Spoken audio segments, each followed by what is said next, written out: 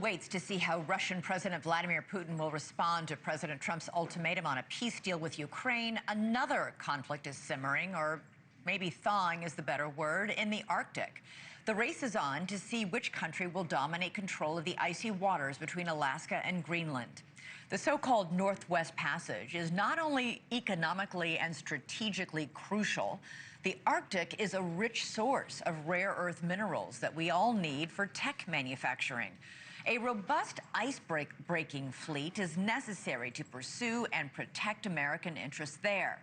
Unfortunately, the United States is lagging very behind Russia and China, who have teamed up to patrol the Arctic waters together, even though China doesn't have any territory above the Arctic Circle.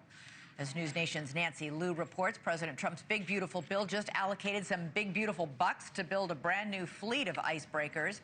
Nancy, you're on the deck of one of those. You got an exclusive look. You're joining us live from Seattle. What does it look like? What did you see? Well, Elizabeth, welcome on board the Storis. This is the Coast Guard's new ice-breaking ship.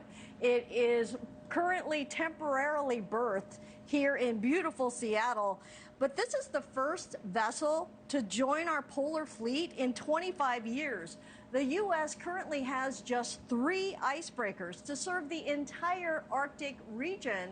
And of course, that's where Russia and China have had a growing presence for years. A Coast Guard bridge is typically designed to have multiple watchstanders. Captain Corey Kearns has a unique mission ahead, commanding the Coast Guard's new icebreaker, Storis. Job 1 is transforming this former oil industry vessel into a Coast Guard asset. Part of the reason that Coast Guard operates Arctic icebreakers is to provide access, not just for ourselves in commercial, but for the United States Navy. So if the Navy needed to operate up there in wartime, we would have to be there to ensure they could have full access to the Arctic. There's an urgent need due to melting ice in the Arctic region and a new surge in ship traffic. There's also a race to mine valuable minerals in newly exposed areas. Russia and China are already heavily invested and working together. The Russians obviously operate a lot in the Arctic. They're an Arctic nation. They have 50 icebreakers. In recent years, they've started operating with the People's Republic of China and their Navy. Russia has about 50 icebreakers with more under construction, and China has 5 with more under construction as well.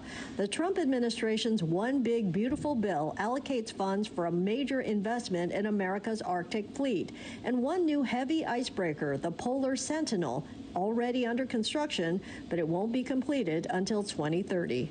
I think that the U.S. is adapting to the geopolitical realities of today, and we're trying to advance the Coast Guard and our ability to carry out our statutory missions in the Arctic.